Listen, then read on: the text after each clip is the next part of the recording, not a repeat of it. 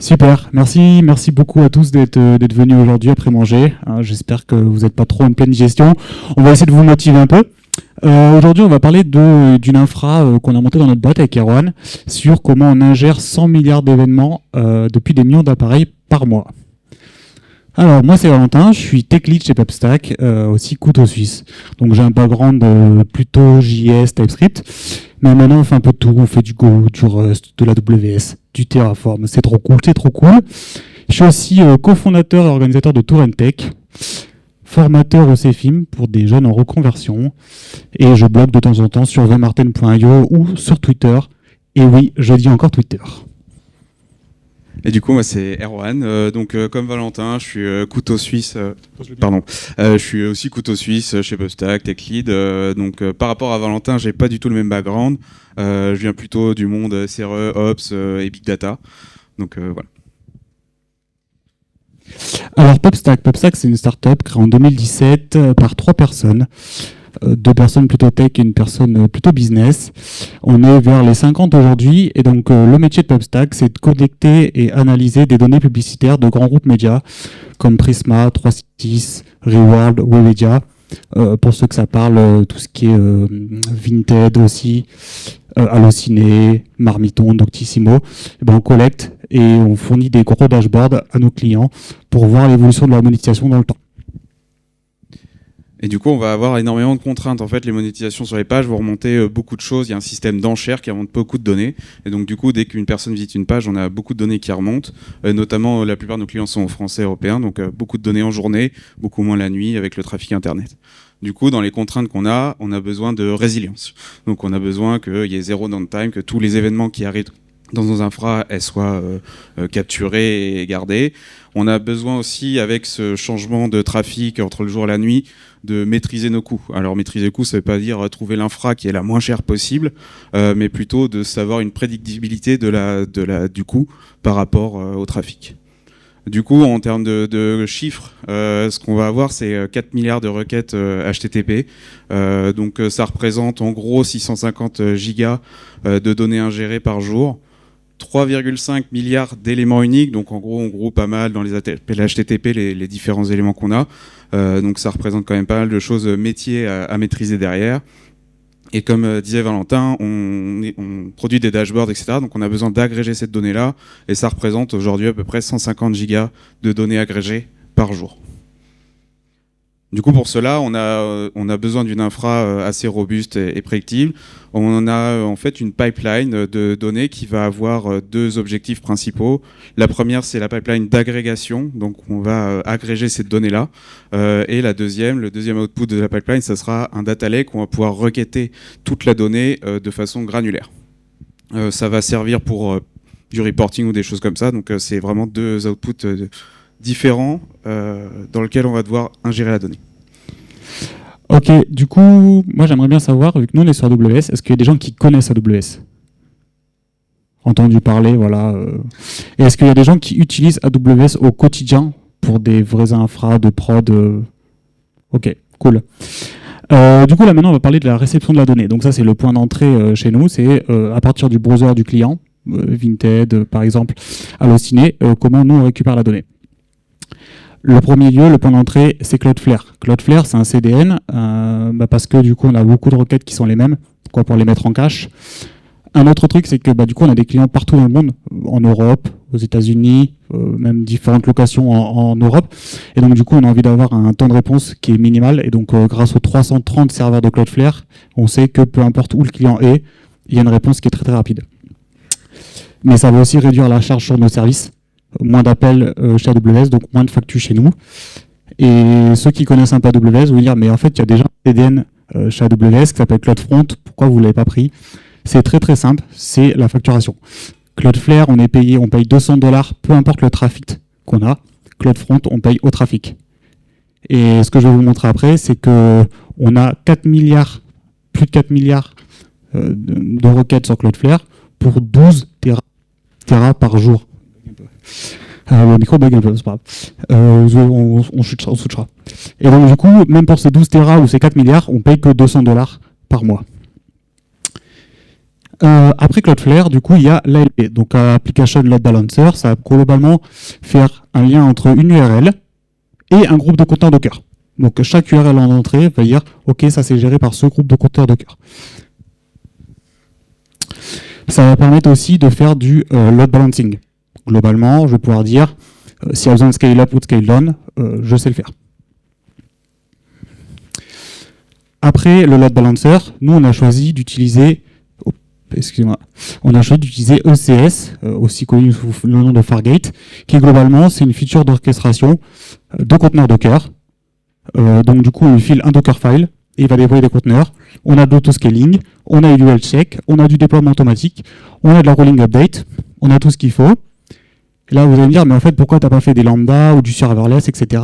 C'est une très bonne question. En fait on a besoin du stateful, on a besoin d'un accès à la base de données. Et donc, du coup, on ne peut pas se permettre de faire tous les accès à la base de données tout le temps. Donc, on a du cache. Donc, on a besoin d'avoir du stateful. On a besoin aussi d'avoir de l'autoscaling, de gérer la fluctuation dans le temps. La nuit, il y a moins de conteneurs, donc on scale down. Et la journée, le soir, notamment sur des programmes TV, on va scale up le nombre de conteneurs. Voilà. Sauf que du coup, c'était pas assez. On n'était pas encore assez sécurisé sur nos conteneurs. Des fois, on a déployé des nouvelles versions et du coup, en fait, on s'est aperçu après que ça fonctionnait pas bien. Donc, on teste un nouveau service qui s'appelle Code Deploy et ça permet de faire du blue-green deployment. Donc, en gros, on va déployer à 20%, on va faire un check automatiquement via des lambdas, puis à 50%, un autre check, puis à 100%. Ça permet de maîtriser la nouvelle version qui est déployée progressivement à chaque étape et de faire un rollback si nécessaire. Et pour finir, du coup, on vous a mis un petit schéma d'archi ensemble. Donc du coup, là, on a les événements de notre client qui arrivent sur Cloudflare, qui sont redirigés sur le LB, qui lui redirige sur un des conteneurs du groupe Fargate.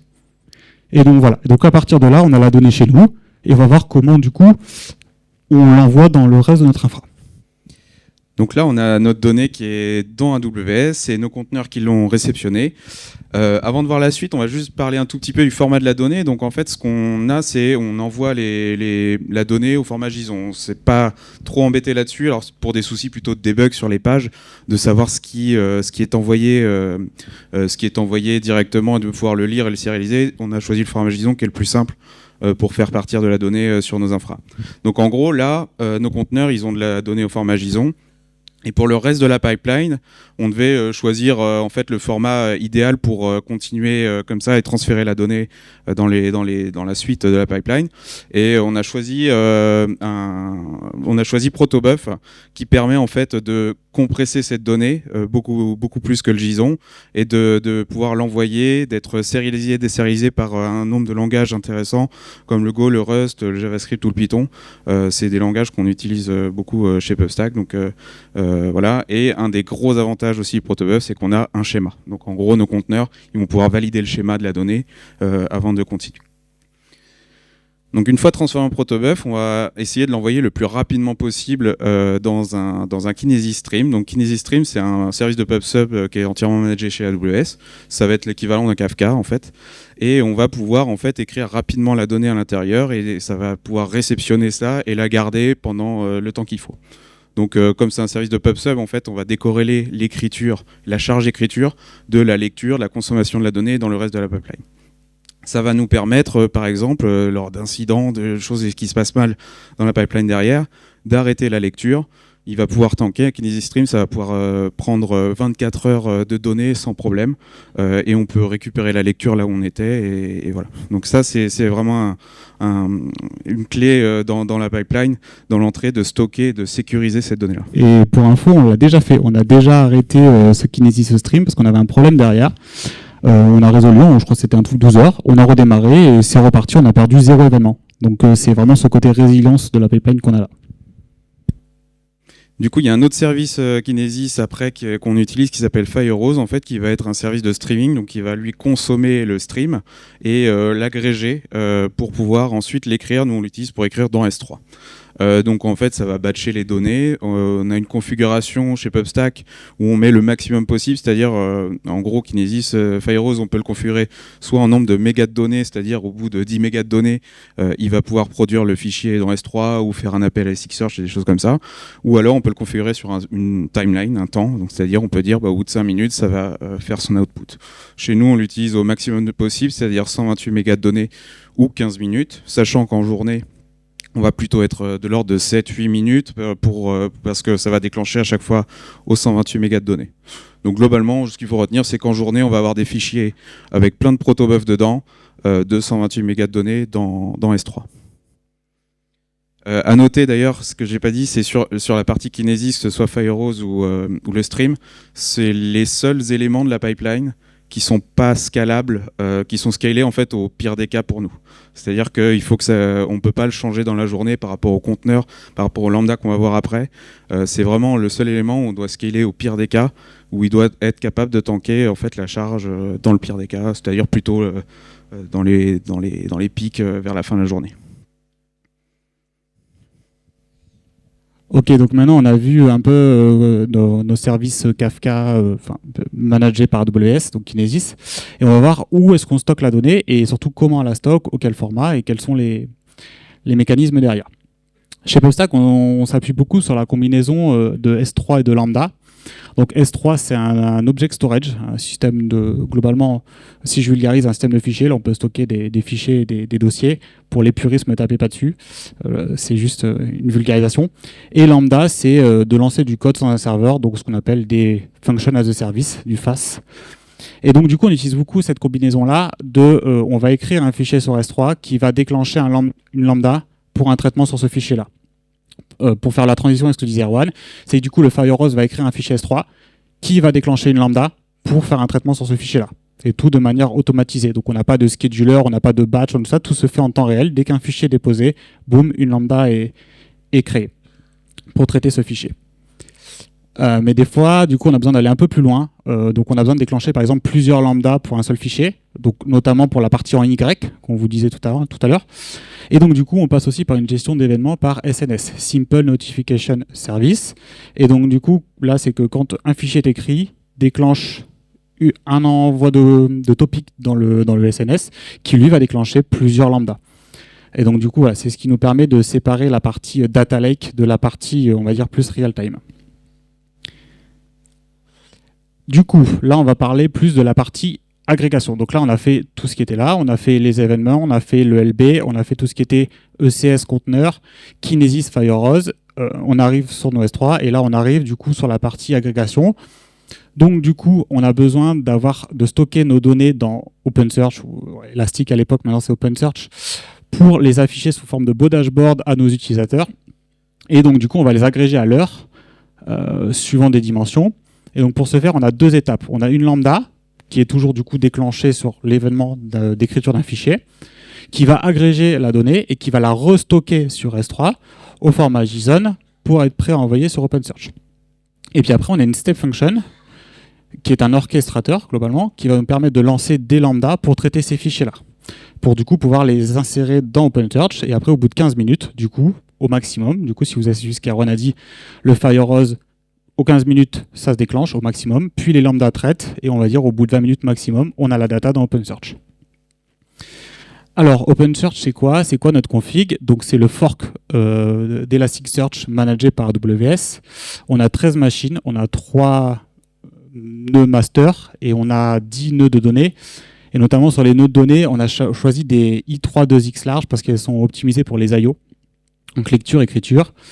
On a fait le choix d'avoir un index par jour. Donc voilà, donc chaque journée est représentée sous la forme d'un index.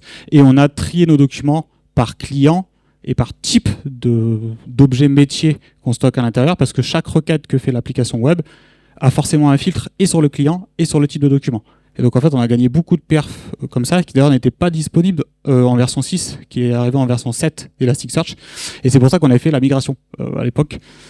Donc voilà, c'est important aussi d'y penser quand on a une grosse volumétrie, de les index, l'accès à la donnée. Parce que notamment, à cause des lambda, on est limité à 30 secondes de requête et même le client n'a pas forcément envie d'attendre 3 minutes avant d'avoir son dashboard. Donc c'est important de penser à ça. Maintenant, si j'avance un peu, je vous ai dit qu'on avait de la donnée agrégée à l'heure, et c'est vrai, et c'est très important pour le client de pouvoir sa journée en cours, de voir la veille, de voir l'avant-veille à l'heure. Mais en fait, au bout de 15 jours, il en a un peu rien à faire de voir la donnée à l'heure. Et donc, du coup, on refait une agrégation à la journée à partir de J plus 15, et ce qui nous permet notamment d'avoir 3 mois de données disponibles dans l'application. Parce que vu qu'on a beaucoup d'événements, on ne pouvait pas se permettre de stocker 3 mois de données agrégées à l'heure. Du coup, on a quand même un facteur qui est de quasiment 24 entre les deux. Et donc, du coup, à partir de J plus 15, on fait une réagrégation de la donnée à la journée. Et pour ce faire, on utilise les step functions pour orchestrer le process. Donc, globalement, on a une step function qui se déclenche. Donc, ça ressemble à ça sur l'interface visuelle et qui va nous permettre de paralléliser des choses, de faire appel à AWS sans écrire de code, un bon orchestrateur, de gérer les retries par eux-mêmes. Et donc, du coup, on n'a vraiment que le code métier qui est utilisé, qui est écrit. Parce qu'avant ça, on utilisait beaucoup de code pour faire des schedulers nous-mêmes, de lancer des lambdas nous-mêmes, etc. Et en fait, on réécrivait du code juste pour lancer les services AWS. Et donc, du coup, les step functions sont faits pour ça. Et du coup, maintenant, je vais passer la main à Erwan pour qu'il nous parle du data lake et de comment on stocke la donnée directement pour le reporting. Donc voilà, on va parler du data lake. Donc l'objectif, c'est le reporting, la data science, requêter toute la donnée qu'on a eue en input, vraiment ligne à ligne, de façon la plus granulaire possible. Donc en gros, déjà on va encore parler du format de la donnée. Donc on va utiliser le moteur Athena. Donc dans AWS, c'est un moteur très puissant qui permet de requêter, faire des requêtes. Donc ça va pouvoir requêter des données notamment qui sont sur S3. Ça va utiliser un autre service AWS qui s'appelle Glue, qui va pouvoir en fait définir les tables, le format de la donnée, l'endroit où c'est stocké. Donc en gros, Athena fait les requêtes SQL, Glue définit les tables, et on va pouvoir avec Athena lire différents formats. On va pouvoir lire du JSON, du Parquet, du CSV. On a choisi le format Parquet, du coup, parce que c'est un format qui est orienté colonne, qui est très efficace sur les volumétries qu'on a. C'est un format qui n'est pas lisible tel quel, c'est-à-dire que par rapport au JSON et CSV, où on va pouvoir aller dans S3, lire le fichier et regarder, là le Parquet on est obligé de le sérialiser, désérialiser, voilà, c'est un peu plus complexe à débugger, etc. Mais c'est un outil, c'est un format assez puissant pour la requête, notamment si on va avoir une telle volumétrie que pour pas attendre trop longtemps que le moteur Athena fasse la requête, ce format il est plutôt efficace. Ensuite, on va avec cette volumétrie-là, on a des problématiques de coût de stockage. C'est-à-dire que en fait, S3, ça coûte quand même assez cher sur les volumétries qu'on a. Et du coup, on a avec notre use case chez PubStack, on a remarqué qu'il y a la plupart de la donnée qui était requêtée dans le data lake, tous les reporting ou même la data science qu'on faisait, était de la donnée qui était récente, c'est-à-dire on va dire dans les 3 mois, 90 jours. Et du coup, ce que propose S3, c'est en fait un différent coût de stockage par rapport à un requête. Donc en fait, on va avoir le coût standard qui va coûter 2,3 centimes par giga, là où on va avoir en fait un autre niveau de stockage qui s'appelle infrequent access, qui va coûter à peu près 2 fois moins cher, mais par contre qui va avoir un coût quand on va retrouver et requêter ces fichiers-là. Donc là, c'est quelque chose qu'il faut prendre en compte quand on a des volumétries comme les nôtres, c'est vraiment le coût du stockage à terme. Et ce qui est écrit là, c'est qu'on a 1 Tera par jour de plus qu'on stocke dans S3. On garde la data depuis 2018, donc globalement depuis qu'on collecte. Donc en fait, ces coûts de stockage font qu'augmenter jour après jour. Et si on n'a pas d'infrequent access ou de glacier ou d'autres choses, en fait, nos coûts sont plus du tout maîtrisés. Et il faudrait même peut-être réfléchir à des policies de stockage pour supprimer l'ancienne data. Mais voilà, je voulais juste rappeler sur le côté, on a beaucoup de data, 1 Tera par jour, et donc c'est pour ça qu'on a cette slide-là. C'est ça. Et du coup, en fait, c'est très simple avec AWS de configurer ça. On a juste à mettre une policy, dire tous les fichiers de plus de 90 jours, ils vont passer en infrequent access, c'est AWS qui le fait tout seul. Ça reste dans le même bucket, la donnée ne bouge pas, elle ne change pas de nom ou quoi que ce soit. C'est juste à changer de type de stockage derrière. Mais du coup, ça pose un problème. Ça va en fait avoir un impact, c'est que dès qu'on va requêter avec du SQL, tout simplement notre table avec Athena, il ne faut pas qu'on fasse un select étoile sans filtre, sans rien, parce que ça va scanner absolument toute la table. Ça va scanner la donnée de 90 jours, mais celle qui est plus de 90 jours. Et si on va scanner cette donnée-là, bah, en fait, on va avoir un coût à la lecture. Donc chez Pubstack, on a fait le choix de quand même pas séparer la table, c'est-à-dire pas avoir une table 90 jours et une table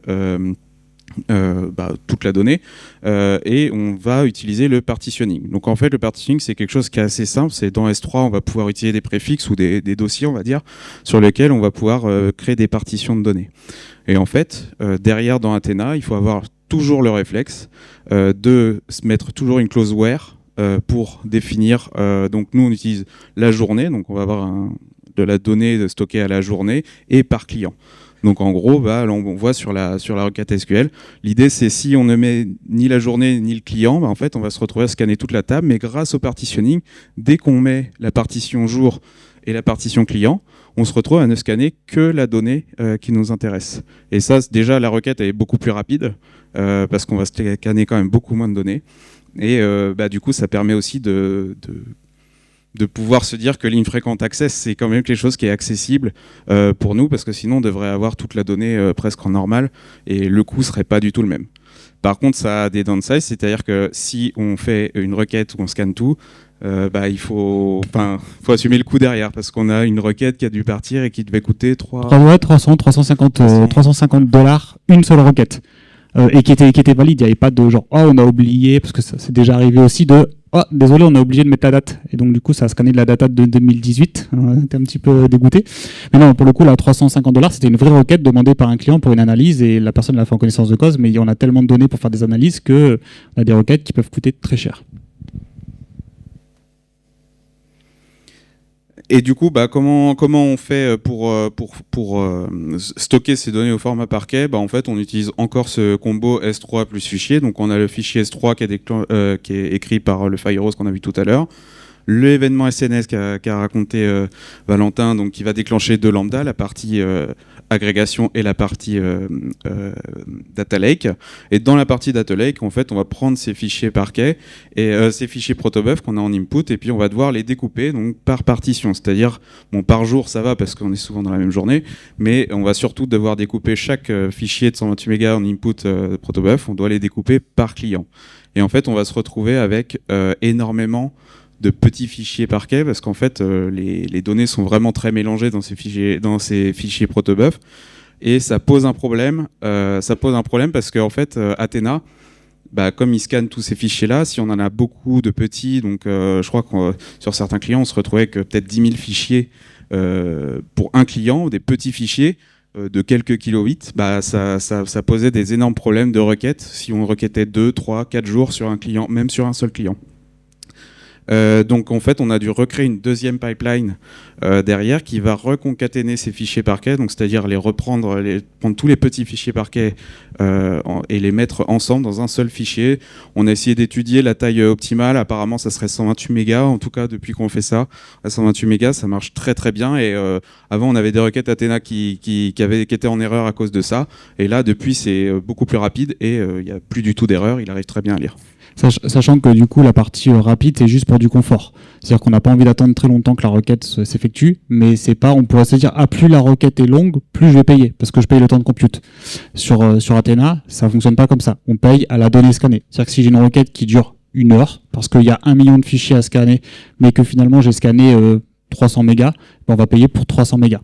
Donc là, ce côté où on va essayer de faire des paquets de 128, etc., c'est juste pour nous parce que on a des data analystes qui font des requêtes au quotidien, et donc du coup, plus la requête elle va vite, moins le data analyst attend devant son PC le résultat de la requête, mais ça n'a aucun impact sur le coût de la requête, c'est pas au temps compute, c'est à la data scannée, notamment pour le fait qu'on ait des partitions, etc.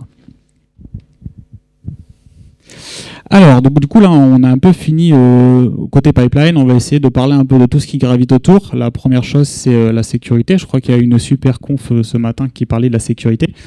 Nous, on essaye de s'y intéresser aussi parce qu'on a des pentests, on a des trucs comme ça. On est compliant SOC 2, donc SOC 2, donc on se doit. Et donc, du coup, on utilise IAM, Identity and Access Management, qui va nous permettre de définir les accès aux ressources AWS, donc sur des tables DynamoDB, des lambda, des buckets S3, des fichiers S3, et donc du coup nous on a fait un choix d'avoir un rôle par lambda, donc on n'a pas de mutualisation. Si on a une lambda, on a un rôle associé. Et on a des permissions à petite granularité, c'est-à-dire qu'on va éviter les étoiles. Je donne accès à toutes les tables de ma base de données, je donne accès à tous les buckets de ma lambda. Donc c'est-à-dire que chaque lambda a accès uniquement au bucket S3 qu'il a besoin, à la table Dynamo ou la table Mongo qu'il a besoin, etc., etc. Et donc du coup, on peut être sûr comme ça, même au niveau, donc je dis à cette table-là, mais aussi est-ce que tu as accès en lecture, en écriture, liste, etc. Donc comme ça, on est sûr que si une lambda a besoin juste de lire dans une table, elle a juste le droit de lire cette table-là et on va pas avoir de souci de ah, je vais aller écraser de la data. Ça, c'est pour nous parce qu'on n'a pas trop peur du piratage, etc. On est quand même dans les VPC, AWS, on est dans l'infra AWS, donc c'est des trucs qui ne sont pas exposés sur Internet. Donc c'est que notre code, mais on n'est pas à l'abri justement d'avoir un petit bug. Et donc ces permissions-là nous permettent vraiment d'être sécures. Et le dernier point, c'est nos accès à nous, en tant que développeur, data analyst, développeuse, support.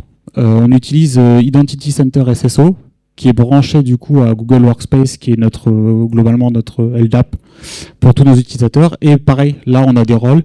Nous, en tant que développeurs, on n'a pas les mêmes rôles que des gens du support ou des gens du produit qui doivent quand même, ou des data analysts qui ont du coup des rôles beaucoup plus réduits. Et le fait d'avoir le SSO, c'est que du coup, quand il y a quelqu'un qui part, l'offboarding, on va dans Google Workspace, on coupe les accès et on est sûr que la personne n'a plus accès à rien. Maintenant, je vais vous parler un peu de monitoring parce que vous allez me dire, oui, en fait, elle est bien belle, votre pipeline, vous avez beaucoup d'événements, vous avez beaucoup de requêtes, etc. Mais comment on s'assure que tout fonctionne bien? Est-ce qu'il y a des alertes? Est-ce que vous avez des dashboards? Comment vous gérez tout ça? Eh bien oui, donc on utilise CloudWatch. CloudWatch, c'est un peu la toolbox. Super. Hop, désolé. CloudWatch, c'est un peu la toolbox monitoring, alerting, gestion de logs, gestion de metrics d'AWS. C'est un peu le Grafana, le Prometheus de AWS. Et en premier lieu, nous, on l'utilise pour les logs. Donc, ça nous permet de requêter les logs de n'importe quelle application, de faire des croisements entre ces logs. Ça nous permet aussi, du coup, d'avoir des alarmes suivant des métriques. Si ma lambda a fail, je peux avoir une alarme. Si je détecte un pattern dans mes logs, je peux aussi avoir une alarme en fonction d'un pattern dans mes logs, sans que la lambda ait échoué ou sans que mon conteneur ait échoué. Ça permet d'avoir une alerte et de continuer quand même le process et de ne pas arrêter l'exécution de ma fonction. On a des dashboards CloudWatch qui nous permettent de monitorer en temps réel tout ce qui se passe. Donc là, on va voir le nombre d'entrées, on va voir le nombre de conteneurs qu'on a, on va voir le CPU moyen, le CPU max, la RAM moyenne, la RAM max, tout ce qui est Kinesis, Firehose, le nombre de shards, le nombre d'income bytes, etc. Et donc en fait, ça nous permet, quand il y a un problème, quand on a une alarme qui est déclenchée du coup par CloudWatch avec les metrics, on peut directement aller sur ce dashboard général et essayer d'aller voir où est le problème, vu qu'on peut corréler toutes les métriques entre elles, du début de nos ECS du début, jusque les Firehose, les Kinesis, les Firehose, voire même les lambda après. On a vraiment tout dans ce dashboard-là. Et c'est ça qui nous permet de remonter éventuellement la root cause. Et pour finir, j'en ai pas parlé là parce que c'est assez récent. Maintenant, on utilise un dernier outil qui s'appelle PagerDuty, qui nous permet du coup d'avoir de l'astreinte et d'être alerté suivant certaines métriques le soir ou le week-end quand vraiment il y a un gros crash et qu'il n'y a plus rien qui fonctionne. Et maintenant, je vais vous parler un petit peu du Cost Explorer parce que pareil, on a quelques milliards, des centaines de milliards d'événements, on a quelques terras, des centaines de terras. Mais combien ça nous coûte et comment on fait pour suivre ces coûts-là et être sûr que chaque nouvelle mise en prod, chaque nouveau client ne va pas venir péter nos coûts. Donc on utilise le Cost Explorer. C'est un peu une relation toxique que j'ai avec le Cost Explorer, c'est je l'aime mais je l'aime pas. Il me permet de faire pas mal de choses, mais pour deep dive dedans, c'est très compliqué. J'ai appris à faire ami-ami avec lui. Et donc du coup, ça nous permet de visualiser et surtout d'analyser nos coûts. On a fait une gestion par tag, donc ça veut dire que chaque groupe de lambda, chaque ECS, chaque S3 est tagué. Et donc du coup, via le Cost Explorer, on peut savoir du coup quelle partie de notre pipeline, quelle partie de notre infrastructure nous coûte de l'argent au jour le jour. Et par exemple, il y a un moment donné, on avait une lambda qui tournait en erreur sur l'environnement de bêta qui nous coûtait $500 par mois pour un service qui ne faisait pas du coup. Et ça nous a permis du coup d'aller voir rapidement que c'était cette lambda-là grâce au tag. Et c'est ce qui nous permet du coup de savoir vraiment même qu'est-ce qui coûte cher chez nous, comment on pourrait réduire les coûts, ce genre de choses. Nous, on a un rituel qui est de vérifier les coûts tous les mois. Tous les mois, il y a quelqu'un de notre équipe qui va sur le Cost Explorer, qui fait une analyse et qui va dire à l'équipe « Ok, c'est bon, les coûts ont l'air bons ». On a une métrique qui est de 50 centimes. On essaye d'avoir 50 centimes par million d'événements chez nous. Voilà, c'est à peu près la métrique qu'on essaye de garder. Et donc, si jamais ça monte au-dessus, et ben là, on lève, OK, une task force, qu'est-ce qu'on peut faire? Où est-ce qu'on a merdé? Où est-ce qu'on peut réduire les coûts? Et donc, du coup, ça ressemble à ça. Et pour ceux qui voient bien, on est à plus de 33 000 $ par mois de coûts sur AWS. Donc, ouais, ça coûte cher, une infra comme ça.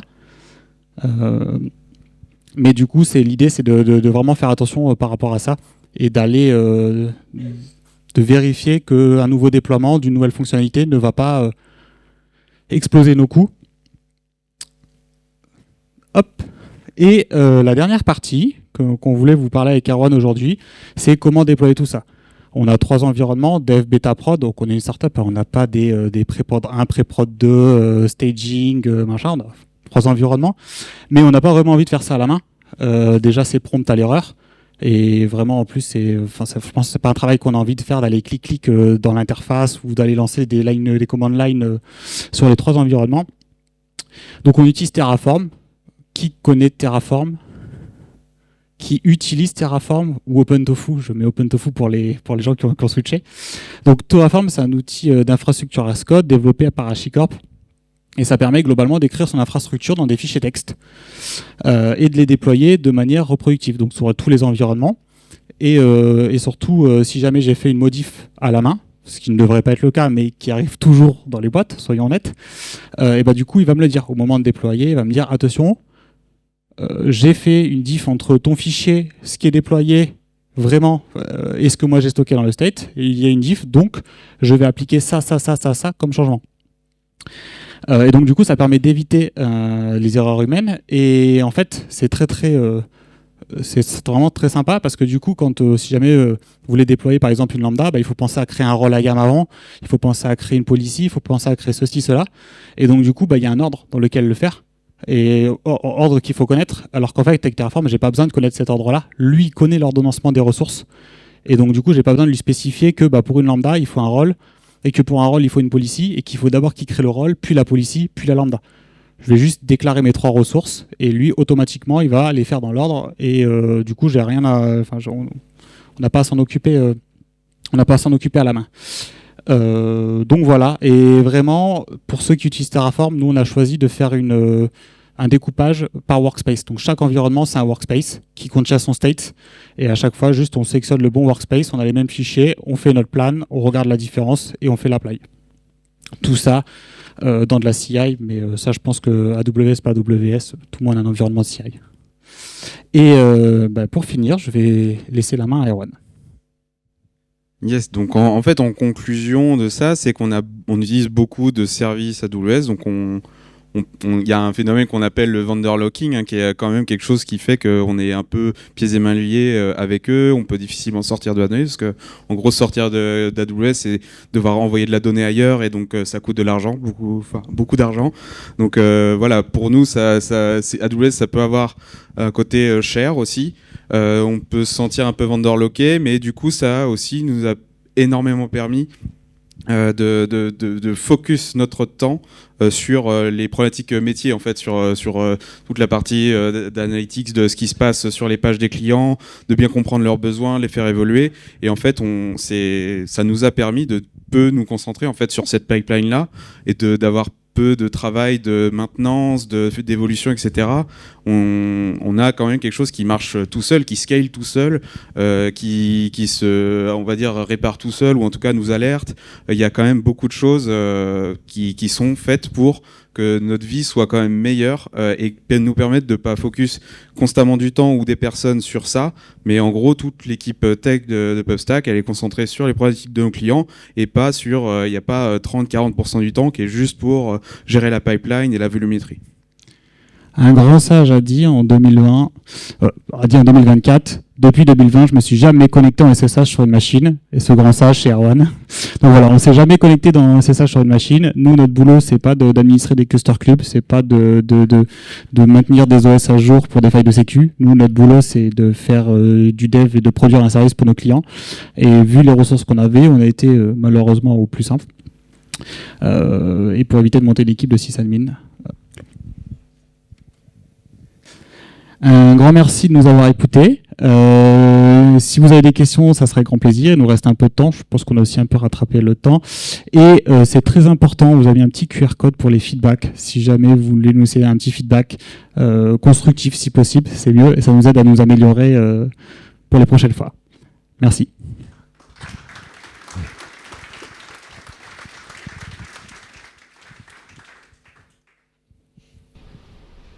Oui. Commentaire sur les coûts, normalement vous avez AWS Cost Anomaly, ça permet d'alerter en temps des lendemains s'il y a un souci.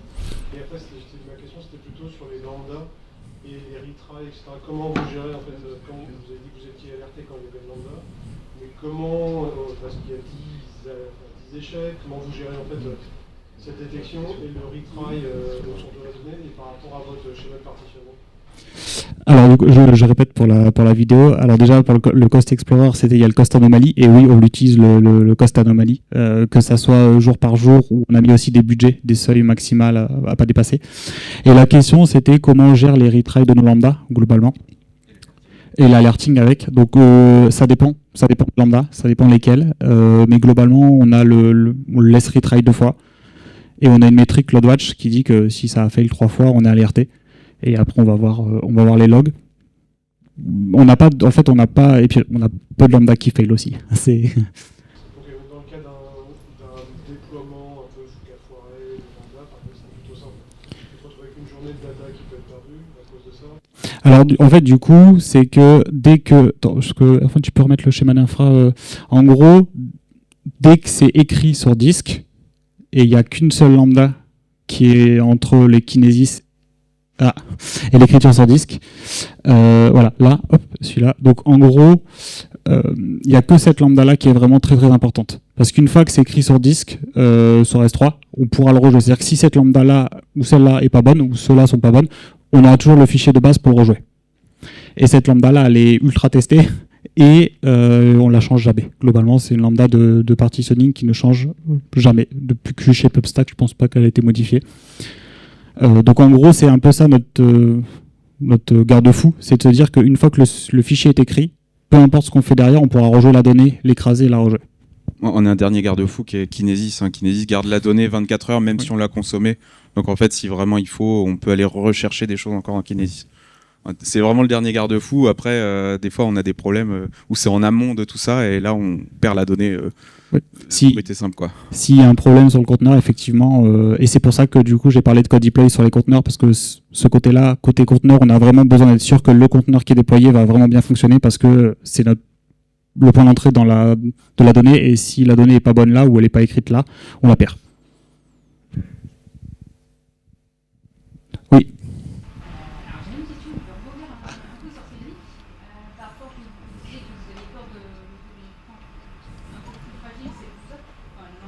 Oui.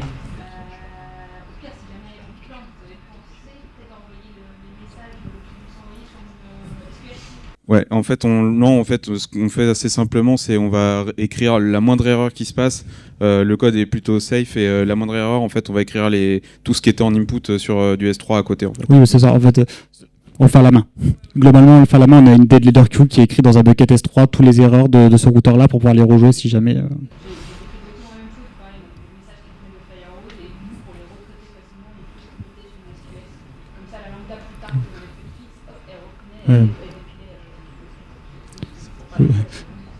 Après, en vrai, vu qu'on a très peu d'erreurs, c'est vrai qu'on ne s'est pas plus intéressé. Je pense que si on avait plus d'erreurs, on aurait sûrement designé autre chose.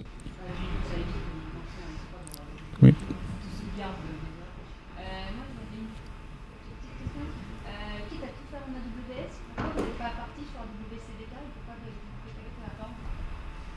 Alors déjà, la première réponse, c'est que c'était déjà là quand on arrivait, donc on ne pouvait pas tout réécrire. Donc c'est vraiment la première réponse. Donc on s'est jamais posé la question, ça fonctionnait et Spécialement une préférence de Non. Terraform de PHP est plus facile que non. De la même manière que pourquoi AWS versus GCP ou Azure, c'est que la personne qui a développé ça à la base avait plus de compétences sur AWS, donc est partie sur AWS et c'était la même chose sur Terraform. Voilà. vous avez parlé un tout petit peu du goût.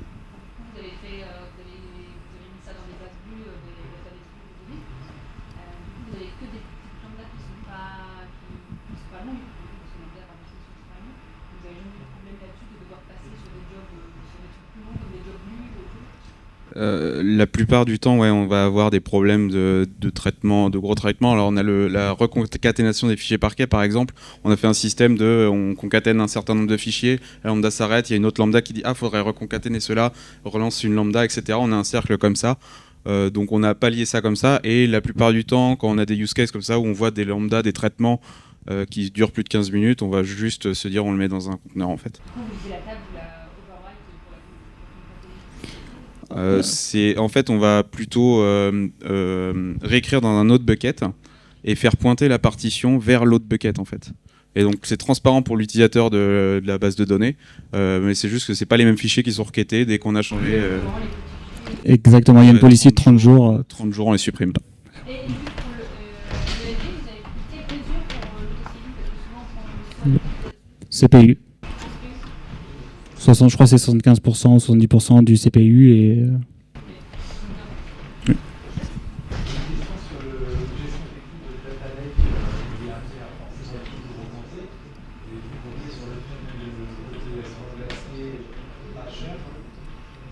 On s'est pas encore énormément posé la question, mais c'est de plus en plus cher, donc c'est un truc où on va plutôt faire une policy de suppression sèche de la donnée. Voilà, donc il faut évaluer est-ce qu'il y a de l'information importante pour nous, des business futurs dans ces données-là, mais normalement, aujourd'hui, avec le recul qu'on a, la boîte elle a quelques années maintenant, on sait que cette vieille donnée, elle sert pas à grand-chose. Contractuellement, on n'a pas besoin de la garder. Voilà, donc on va plutôt faire une policy pour la supprimer normalement.